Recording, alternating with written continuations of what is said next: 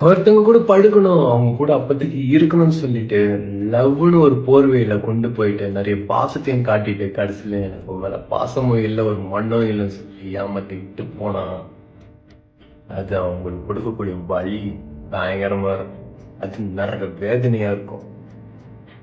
உண்மையாவே அவங்க கூட வந்து நீ அப்பதைக்கு இருக்கணும், அவங்க கூட படுக்கணும்னு நெனச்சேன்னா, தைரியமா அவங்ககிட்ட போய் ஓப்பனா சொல்லு இந்த விஷயத்த.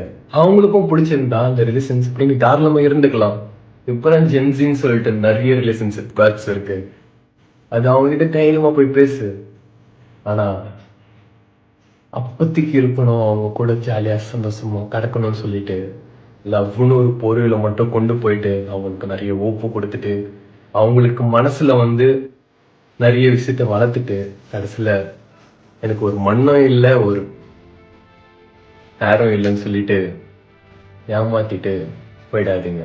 அது கடைசி வரைக்கும் உங்க மனசுல ஆழமா பதிஞ்சு, உங்கள மறக்கவும் முடியாம, மத்தவங்க கூட கடக்கவும் முடியாம ரொம்ப ரொம்ப அவஸ்தைப்படுவாங்க. அந்த தப்பு மட்டும் யாருமே பண்ணிடாதீங்க. Love and other than relationships are totally different bro. So லவ்னு ஒரு போர்வையில தயவு செஞ்சு ஏமாத்திடாதீங்க யாரையும். அது பாவம் ப்ரோ. ஸோ புரிஞ்சிருக்குன்னு நினைக்கிறேன். அடுத்த வீடியோல பார்க்கலாம். பாய்.